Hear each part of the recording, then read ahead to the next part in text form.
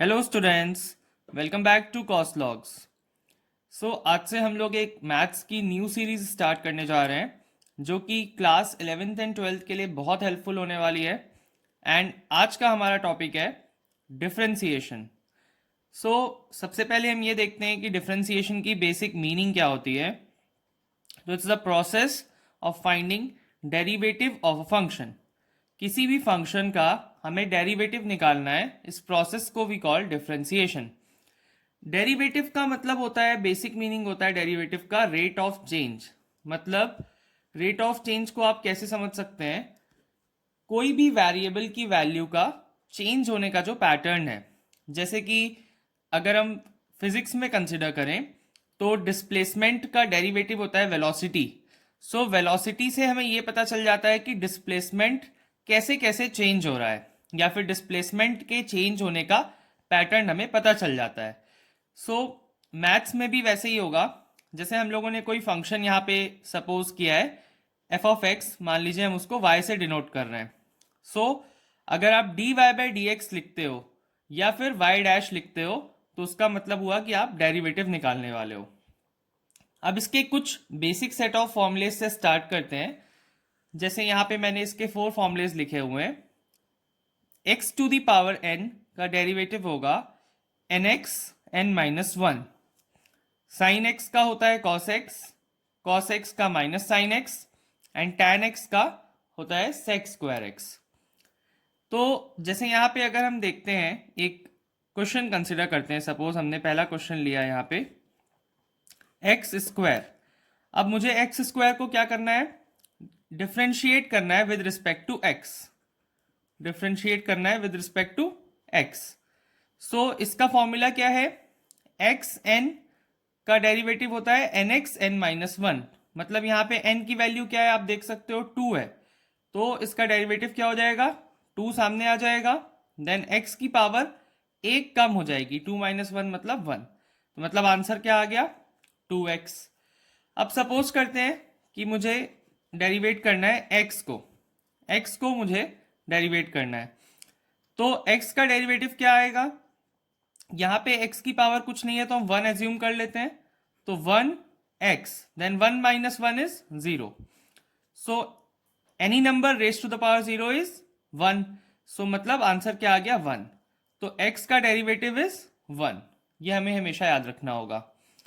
अब अगर मुझसे कोई पूछता है कि 1 का डेरिवेटिव क्या होगा, 1 या फिर कोई भी कांस्टेंट नंबर का डेरिवेटिव क्या होगा, तो जैसा अभी हम लोगों ने पढ़ा कि डेरिवेटिव होता क्या है? It's basically rate of change. मतलब कोई भी फंक्शन की वैल्यू कैसे चेंज हो रही है, ये हमें डेरिवेटिव बताता है।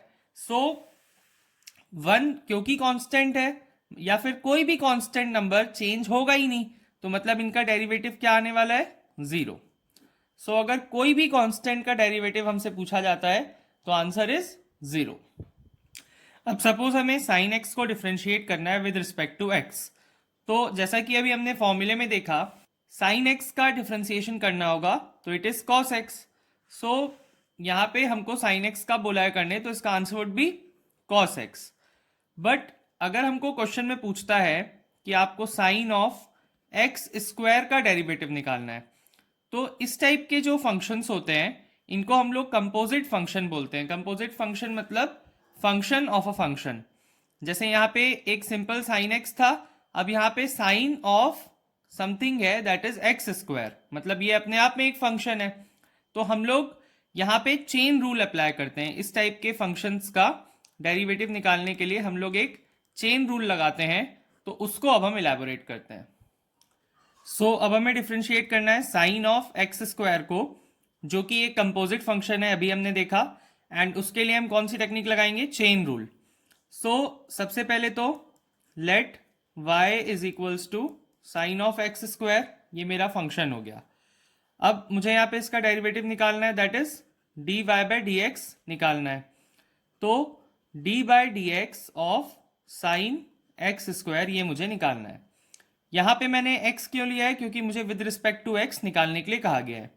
Then sine of X square, तो ये फंक्शन ऑफ अ फंक्शन है, साइन है फिर एक्स स्क्वायर है।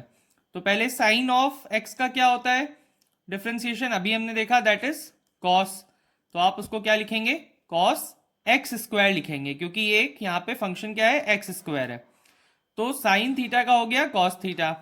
देन अब हमारे पास किसका करने के लिए बच गया है, एक्स स्क्वायर का। तो ये हो गया कॉस ऑफ एक्स स्क्वायर। अब एक्स स्क्वायर का हम लोगों ने फॉर्मूला देखा था, क्या होता था, N X N minus one. तो मतलब ये हो जाएगा 2 सामने आ गया, फिर एक्स की power 2 minus one, that is 1। सो हमारा आंसर क्या आ गया, 2x कॉस एक्स स्क्वायर।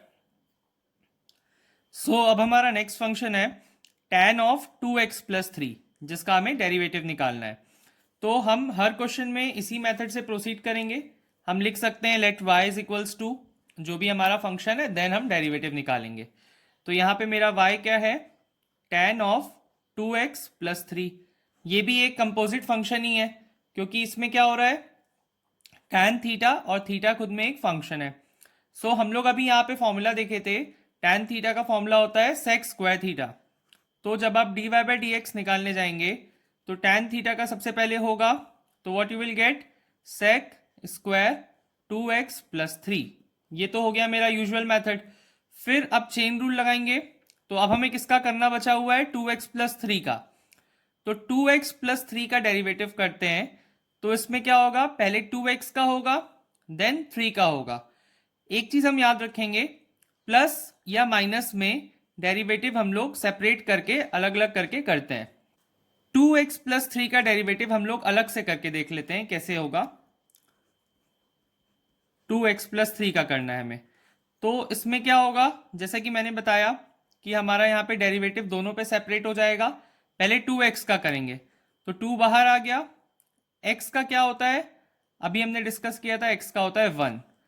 अब यहाँ पे 3 अकेला कांस्टेंट है, तो कांस्टेंट का होता है 0।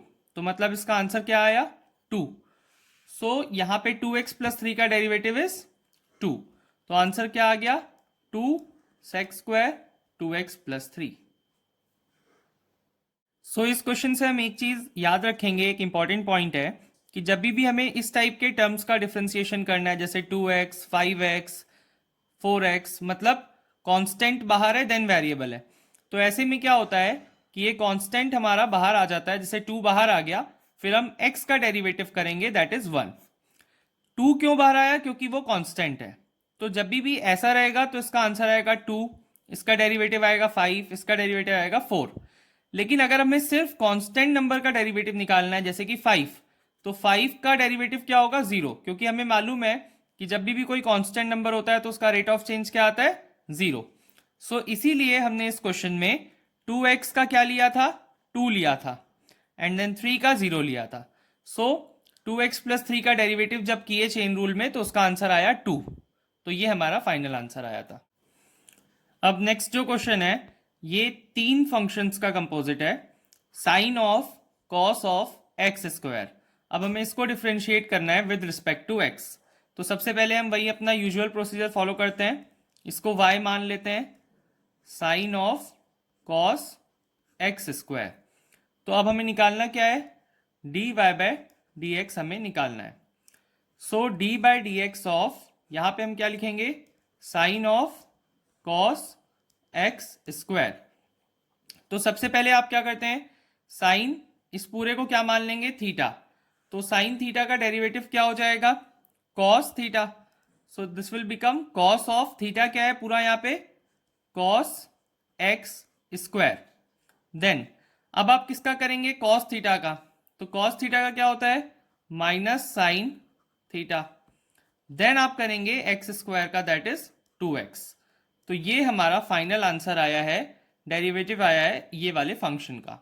इसमें आप देख सकते हैं कि इसमें हमने स्टेप बाय स्टेप तीनों का किया है। पहले साइन थीटा था तो उसका कॉस थीटा किए, फिर कॉस थीटा का माइनस साइन थीटा, फिर थीटा खुद में एक फंक्शन था एक्स स्क्वायर, उसका 2x। अब हम इसको रीअरेंज करके लिख देंगे, तो ये हमारा हो जाएगा आंसर। ये कुछ प्रॉब्लम्स हैं जिनको आप खुद से प्रैक्टिस कर लेंगे, तो आपको चेन रूल लगाने में कभी भी फिर गलती नहीं होगी। सो आई होप आपको चेन रूल एंड डेरिवेटिव का जो बेसिक मीनिंग है वो सब क्लियर हो गया होगा। अब इसमें हम नेक्स्ट क्लास में आगे बढ़ेंगे, प्रोडक्ट रूल, क्वेश्चन रूल को इलैबोरेट करेंगे, एंड यहाँ तक अगर कोई भी डाउट है तो आप कमेंट कर सकते हैं। चैनल पे नए हैं तो ऐसे ही कंटेंट के लिए सब्सक्राइब कर लें and please share my video also.